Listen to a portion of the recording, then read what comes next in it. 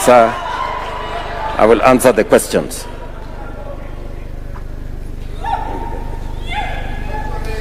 Thank you.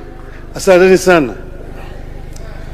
Your Excellency, the President, Ruto, the governors, honorable members of parliament, wananchi wote hamjambo.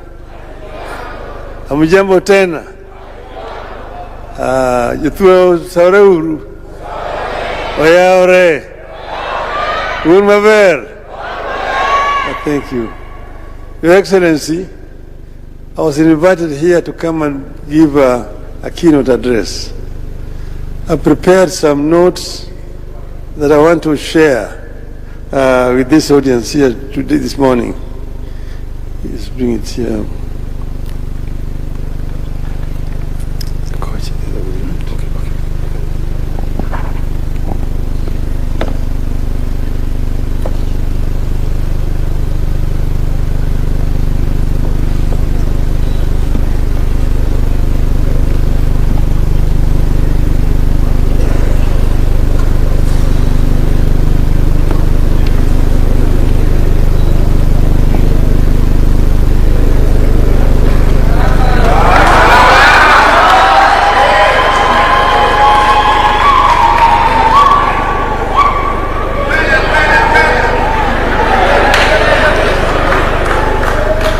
Thank you. So, Your Excellency, first I'm so happy to have been invited to come here this morning, and also to thank you for taking a very keen interest in the economy of this region. Now I will first share some of the thoughts that I have put down here, after which I will probably then say some things off the cuff. The core purpose of devolution was to enable each part of this country to explore its potential, deploy in it the service of its people, and help unleash an economy that fires on all cylinders. Devolution was pegged on an understanding that no part of this country is too poor to contribute to the betterment of the Project Kenya, and none too rich to single-handedly make Kenya great. Kenya needs all its parts in order to leap forward. Since we started taking national days to counties and assigning specific themes to those celebrations, it has become clear that every part of Kenya has something to offer. Progressively, we have come to the realization that there is more to Kenya than just crops, livestock, and minerals. It is my hope that as we continue on this journey of rotational Madaraka Day celebrations and themes, Kenyans will come to appreciate each other more and build the understanding and trust that are necessary to build a stable and a prosperous nation. We are here to talk blue economy. Just meters from Lake Victoria, the world's second largest freshwater lake after Lake Superior in North America. As we embrace our oceans and lakes and rivers as potential sources of growth under blue economy, we are coming to the realization that there is more to these water bodies than just fish. Blue economy is a relatively new era of focus in our country.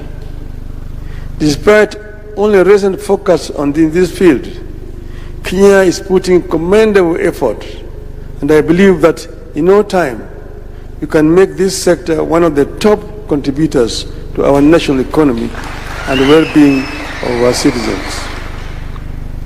The government has rightly identified blue economy as a potential source of inclusive economic growth, job creation for the youth and riparian communities, food and nutrition security, sustainable aquaculture, and conservation and climate resilience, among others.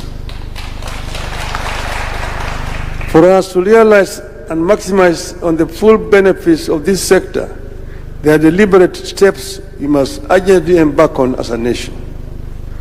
I will outline a few. But before I do that, Your Excellency, you need to know that these people were originally not fishermen. Luos were pastoralists. As they came down from the north, they were traveling along rivers and lakes. That's why they are called river lake Nilotes. But sometimes in their history, about 200 years ago, their cattle, their stocks were decimated by an epidemic 200 years ago. That's when they turned to the lake, to fishing and to sedentary life at that time. But that pastoralism life is still very much in their blood.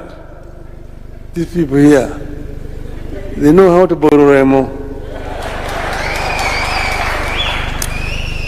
With the agreement that the blue economy is part of the new trend going into the future, we need to roll out a clearly understood and implementable policy of training and deploying an army of ocean scientists, marine biologists, seafarers, petroleum engineers, fishers, and many other maritime professions to help us explore and exploit the full worth of our maritime bodies.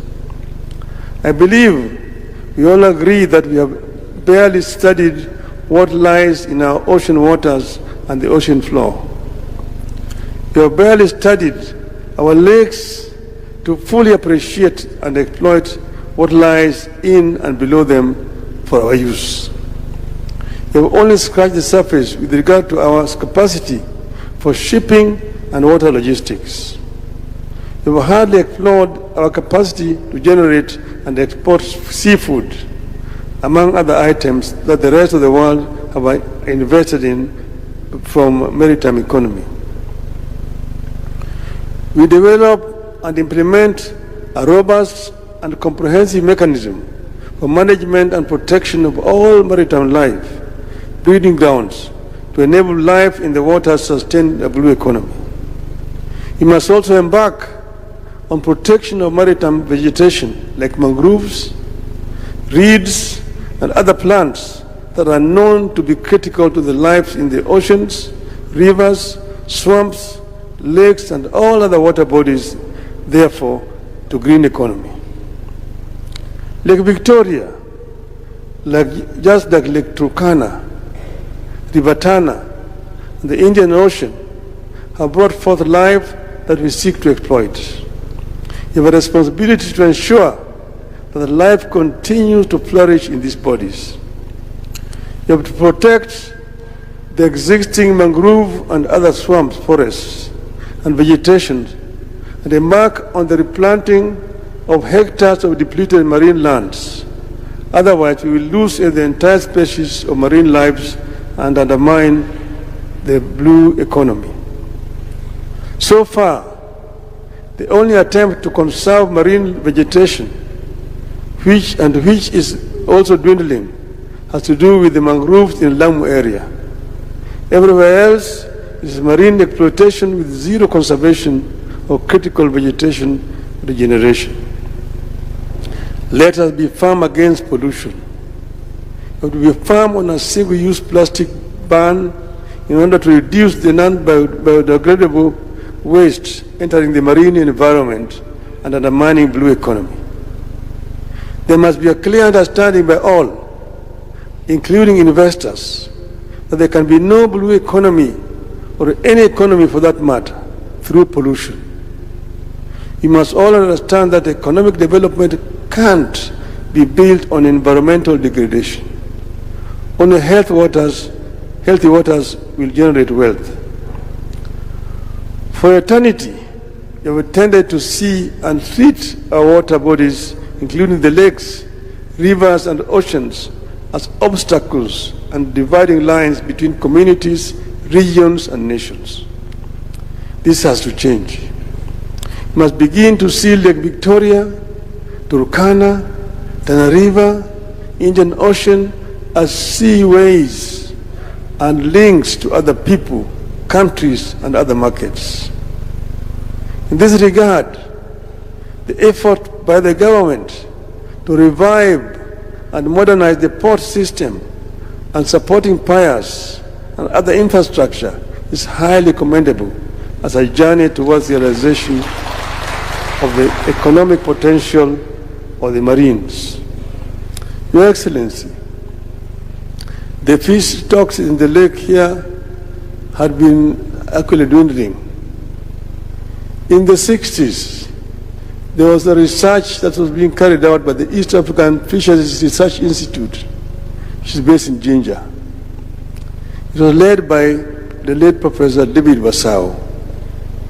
When they realized that the indigenous fish was dwindling, they decided to import species from other countries. They went to Lake Superior in Canada and bought another species of tilapia, different from the indigenous tilapia known as the tilapia nilotica. They bought another one, which is original ngege. They bought another one, which they brought in the lake. It was called nyamami, or giaba. Then they went to Lake Kyoga in Uganda and brought another fish, that is the perch. It's called the Nile perch. The Nile perch was not indigenous to the lake. It was imported from Lake Kyoga. But the Nile perch has a history. It was originally not a freshwater fish. It was in the Mediterranean. Your Excellency, you know, if you bring a saltwater fish into the freshwater fish here, it will not survive. It dies.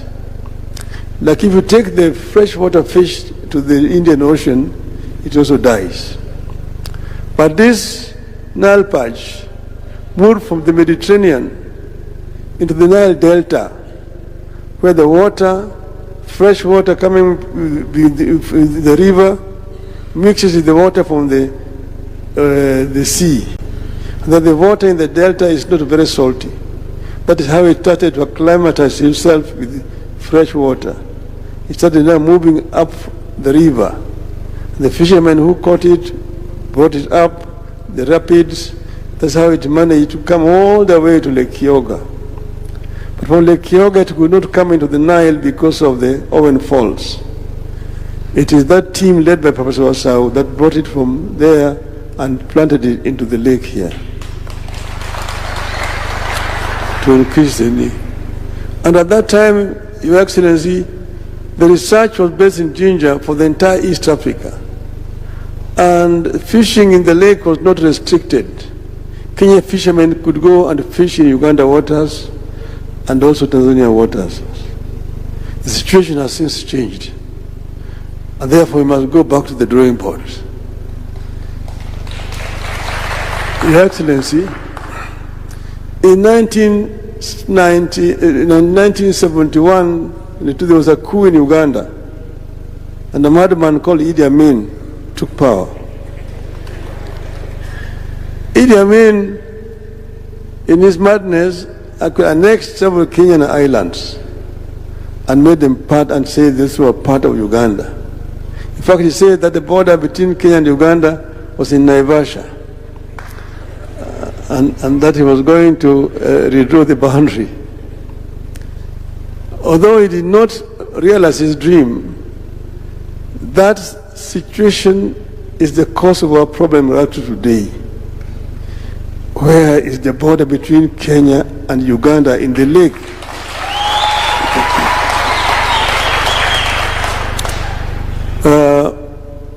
When I was the Prime Minister, we appointed a team led by the then Minister for Lands, now the Governor of Siaya, Honorable Orengo, together with the Minister for East African Affairs and the Minister for Foreign Affairs, who is the current Speaker of the National Assembly. And they were tasked to carry out negotiations with the Ugandan counterparts. And those negotiations actually did take place. They went to the regional boundaries, they went to Uganda, they came here to Kenya, they went all the way up to Migingo Island, which was contentious at that time. I heard President Museveni saying that Migingo Island is in Kenya, but the waters around Migingo Island are in Uganda. Now, as they were doing this, Mr. President, it came out that the coordinates that mark the boundary between Kenya and Uganda are based on the river Sio, that where the Sio enters the lake is where you begin to make the coordinates and the angles into the lake. Now, we discovered that River Sio, during one of those floods, had changed its course and left it used to be one fort, but it moved back into the Kenyan side, several kilometers. So now the Ugandans are saying you need to measure from where River Sio is today. But in those days, River Sio was somewhere else. So if you take the coordinate from where River Sio was entering the lake those days, then those islands are in Kenya. There are 5 islands: Sigulu, Remba, Hama, Wayasi, and I don't know which other one. There are 5. Lolwe. So this is a contentious issue that we need to take up with Uganda. We need to take up this issue with Uganda so that this matter is properly resolved. But secondly, we do not see any reason why our fishermen should be harassed in the waters. We need to come up with an agreement that these waters can be exploited generally. In the Indian Ocean, you have got Koreans, Japanese coming to fish in our waters here, and there's nothing we're doing about it. Why should Kenyan fishermen be harassed when they just cross the border here? And let us then also agree with Uganda so that we know exactly where the border is. Ugandans have brought in Marines in the lake, harassing our fishermen. We should also have Marine in the lake.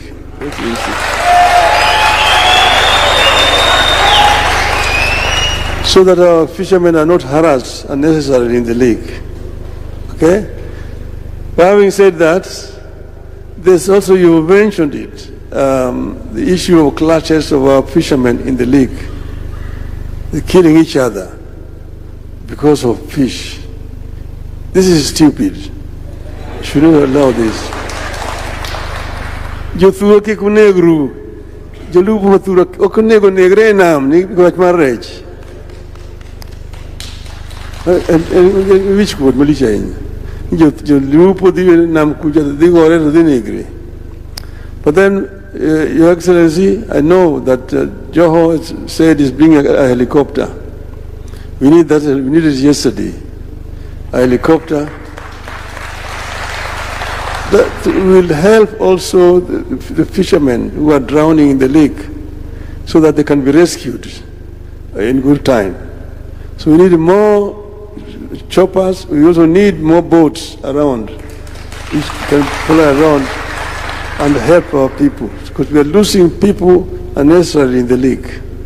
And we should have security so that they can be rescued before they drown in the lake. So, Your Excellency, as a country, we have to work proactively, build local and global partnerships, and promote responsible management of our water resources. We must spearhead a policy of integrated, sustainable marine management founded on knowledge, science, and experience. I thank you.